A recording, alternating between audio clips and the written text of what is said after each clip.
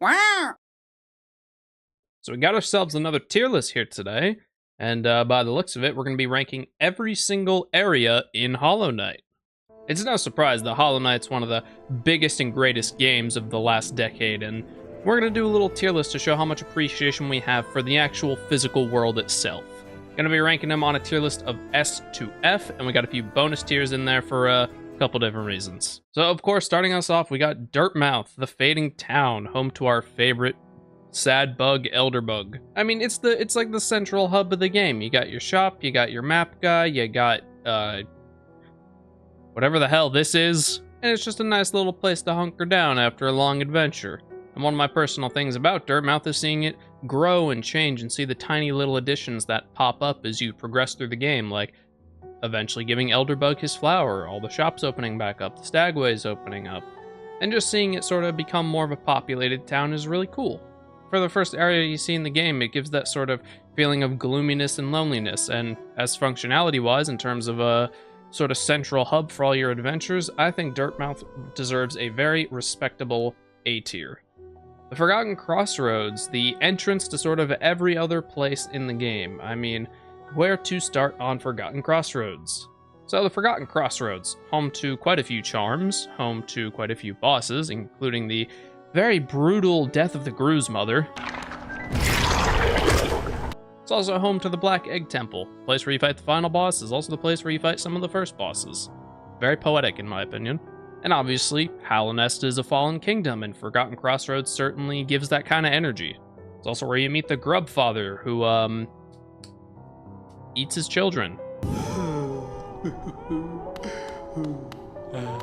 Yeah, that definitely didn't leave me disturbed the first time I saw it. But as the first area you explore in the sort of beginner place to all your future adventures, I'd say Forgotten Crossroads earns a very respectable B tier. Ooh, yes, time for Green Path. I think it's no secret that every Hollow Knight player ever loves Green Path. Sure, some of the enemies can be annoying, mainly those mosquito things that charge at you, but I mean, like, it's just such a beautiful and ambient environment. The soundtrack, you could just listen to it on loop for hours and hours on end, and it's just so fun to run around the lush place of Green Path. It's also where we meet Miss Silksong for the first time. It's also home to the single most pathetic boss in the game, the Giant Moss Charger, which is, it's a boss. But Green Path is just an absolutely fantastic area. Easily one of my favorites in the whole game. And I think I'd be doing it a disservice if I gave it anything less than an S tier. Next up, we got the Fungal Waste, home to anything and everything mushroom-like. Big elephant mushroom spheres that spit Dorito dust at you. You got the little mushrooms that just sort of pop up every now and then and just sort of take it. And it's also home to those rolling mushrooms that go wah, wah. I'd say the main attraction of the Fungal Waste is the entrance to the Mantis Village, where you fight one of the single best bosses in the game, the Mantis Lords. And you also get the Mark of Pride charm, which is usually like one of the first things I do, because getting it early is just so amazing. The Fungal Waste is a super casual environment. You can sort of just run around there pretty much for as long as you want, exploring and just having fun. But it's a pretty fun area to just sort of run around, and I think it earns itself a very respectable A tier, but I don't think it's quite above Dirtmouth. The City of Tears. Easily one of, if not the single most iconic area in the entirety of Hollow Knight. It's absolutely massive, full of different enemies, and you continuously unlock new areas of it as you progress, and it's just like, oh, beautiful. It's constantly raining with the blue lake above, so it's legit a city of tears. It's home to the Nailsmith. I mean, you can enter the Royal Waterways through here. It's home to a couple bosses. I mean, like, oh my lord, there's just so much to it. It's also where you get entrance to the Soul Sanctum and fight a variety of soul-themed bosses, which is it can be a pretty frustrating area. I will say my one sort of issue with the City of Tears is a little boss called the Watcher Knights.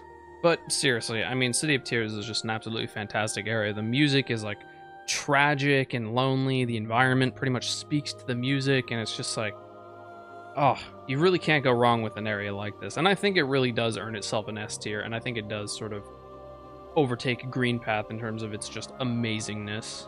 The Mines of Crystal Peak. You see, I really do like the area. It's very, like, glowy and cool to explore, full of, like, old machines that are still working, and it looks very pretty, too. It's also extremely pretty. But, it's home to those guys. And, those are certainly one of the worst enemies in the game, but I think the title of worst goes to a different one. You can get the Deep Focus Charm from here. You can also get the Crystal Heart, aka Literal Flight, from here, which you use pretty much for the rest of the game. And it's a pretty cool area to just sort of exist, you know, when you're allowed to, that is. But I don't think it quite holds a candle to a lot of the other areas we've ranked so far. I think it's an amazing area, don't get me wrong, but I think Crystal Peak earns itself a B tier right below Forgotten Crossroads.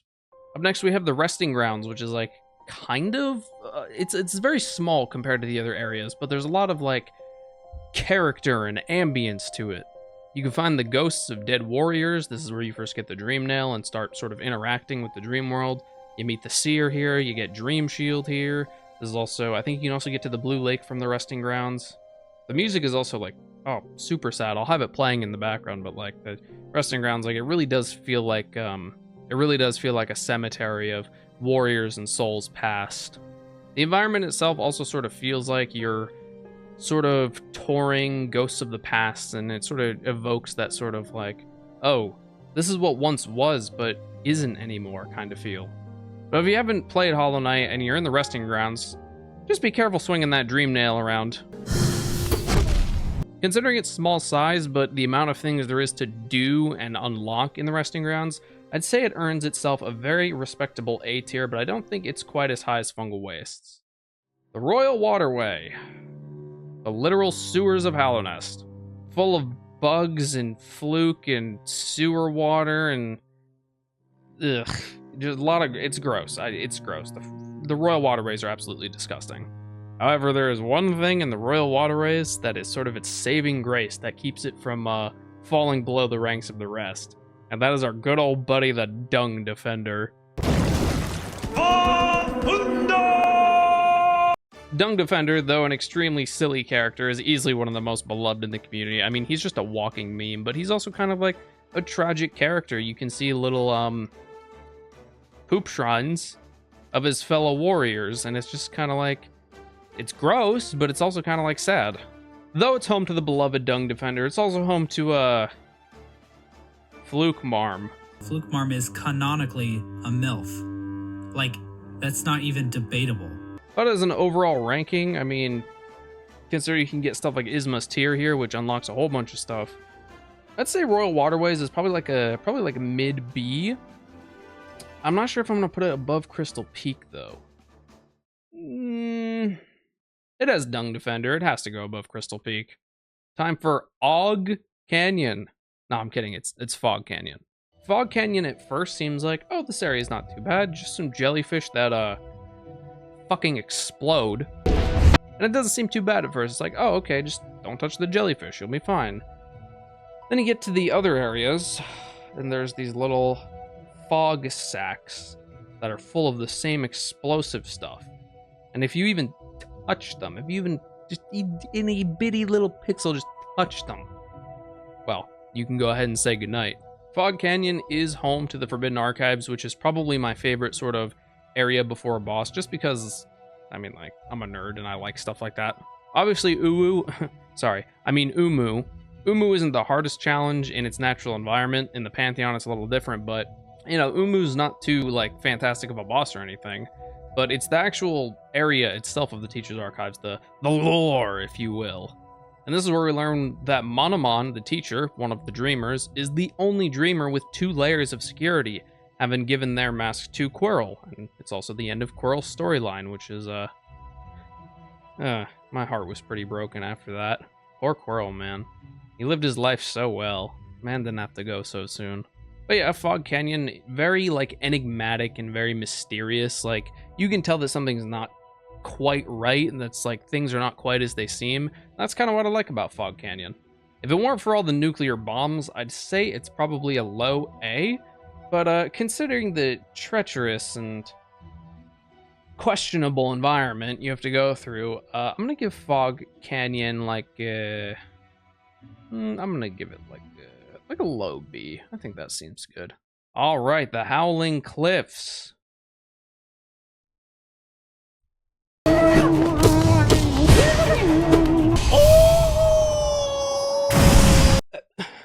Is that Deep Nest? Is that Deep Nest down there? No. I don't think I will. Kingdom's Edge. If there was ever an area in Hollow Knight to evoke the feeling of a fallen kingdom that has fell to ruin, it is Kingdom's Edge. The ash from the worm corpse just everywhere, the extremely like tragic and depressing music that's sort of like, there was once something great here, but it's no more. I mean, like, oh my, I love it. It's easily one of my top areas of the game, up there with Green Path and City of Tears. Kingdom's Edge, being one of the later areas, has quite a lot to offer the player. It has the Coliseum of Fools for testing your metal. You can be a nail master out there to learn some nail arts, which is always a good time. There's also Bardoon, who, I mean, like, he's a very, like, pretty lore important character. But you either encounter him one way or you encounter him another way. This is also where the final showdown with Hornet is, quote-unquote final showdown, where you really prove to her that, yes, you can accept responsibility for this kingdom and you're willing to take the burden of its future. And I gotta say, the first time I fought Hornet in her now I'm not gonna hold back form, oh boy, it took me quite a few tries. And earlier, when we were on Crystal Peak, I said that Crystal Peak would be home to the worst enemy of the game if it weren't for them.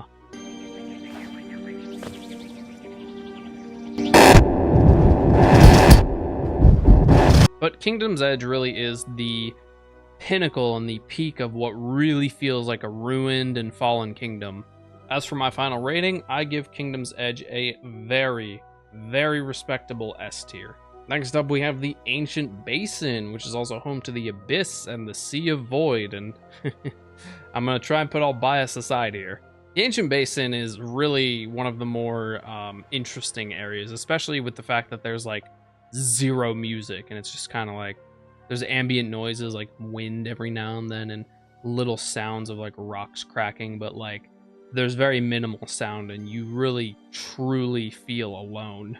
It's also home to the Meme Fountain, which is, well, I don't think there's much I need to say about that. It's also home to the Monarch Wings, which is one of my absolute favorite upgrades in the game, and I think it's a really cool way to have double jump instead of just typically, oh, you unlock double jump. It's like, no, you have the Monarch Wings, the Royal Wings. It's also home to the Abyss, which is one of the most lonely environments in the entire game. I mean, yeah, the shades are down there and the sea lashes out at you, but like, you yourself are a shade, so you don't really feel like there's any enemies or any real threats down there, because it's like, oh, these are my brethren, and they're just attacking because, like, you know, they're ghosts, and that's just sort of what they do. They're angry. It's where you find the birthplace in the catacombs full of thousands of skulls. Pale King, you might want to get your sanity checked, my guy. And it's home to the sort of ancient history of Hallownest and the time before Hallownest, which there is so much speculation around. In terms of lore, important equipment upgrades, and important story beats for the overall game, Ancient Basin is just absolutely incredible.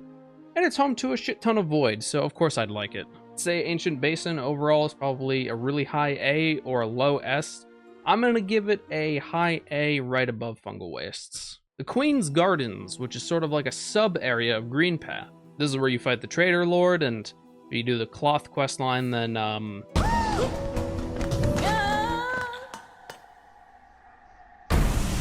yeah, that happens. It's also the last area you need to go through in order to do the flower quest, which is pain. Literally the one time I almost got it, I lost the flower in the final room because I fell on some goddamn thorns. Team Cherry, I love you. I really do love you.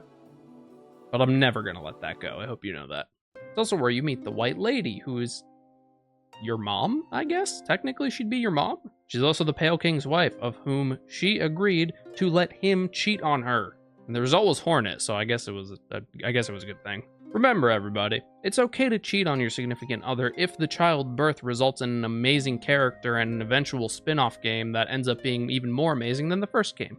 In that case, it's okay. I'm joking, it's never okay to do that. On the note of the Trader Lord, it's a perfect boss to sort of learn how to use the Shade Dash, and honestly, it's really not that bad once you get used to it. He just sort of dashes, then you dash through him, wait for a charge. When he does his little, like, digging sort of attack, you dash through that. And that's an excellent test of patience, and it's one of those bosses where, yeah, the Trader Lord looks like he moves fast and sort of feels like he moves fast, but if you take your time and learn to fight a little bit slower, you'll have amazing success. And that's the reason the Trader Lord is one of my personal favorite bosses, because it teaches you to, like, slow down, sort of think about your next move before, like, immediately assuming the telegraph of an attack. Like, take your time, take it slow. You don't have to attack, just focus on dodging and sort of focus on learning. But yeah, Queen's Gardens, pretty cool. It's like a pretty interesting area with some cool little beats, but I don't think it's anything too significant or too special. I'm gonna give it a low B. And last but not least, the sort of bonus area, the Hive. As soon as I said the Hive, I thought about the Minecraft server, and so many memories just came flooding back. Leave a comment if you were in the era of the Hive Minecraft server. That was good stuff. Those are the good old golden days. The Hive is an area you explore once and never really come back to because you're able to get everything in one go. And, you know, the enemies are, well, they're bees. I don't know what kind of cracked honey Team Cherry put in these bees, but ugh, I don't want any of that. In terms of look and ambience, the Hive has to be one of my absolute favorites. I mean, like, you'd think an area that's entirely just like honey and yellow would sort of get strained on your eyes, but I love looking at it. It has more of a golden and reflective feel than a sort of like bright and flashy feel, and I love that. The single boss that's in there, the Hive Knight, I mean, he's not too hard. He's not too bad. And then you get the Hive Blood charm, which is, I mean, it's Hive Blood. Do I really need to say more? But yeah, the Hive. Super cool to look at. Doesn't take too long to get through, unless you're me and stuck at the game. It's a very nice area, and I think I'm gonna give the Hive, again, I think a low B is, does have Hive Blood though, but that's kind of like the one thing that makes it noteworthy. I'm gonna put it right next to Crystal Peak. That feels good. But that's gonna be my final ranking for all the areas in Hollow Knight. I didn't cover, like, you know, quote-unquote hidden areas like the White Palace, but I'm just sort of focused on the main parts of the map. Remember, everything said in this video is my opinion, so feel free to say I'm wrong in the comments. And I think that's pretty much going to do it for this tier list. So that was my final ranking for every area in Hollow Knight. If you want to try out the tier list for yourself, there's a link to it in the description below, as well as a link to my Discord server. Be sure to check that out if you like the casual and chaotic vibes of my videos. And with that, have a good day, everyone.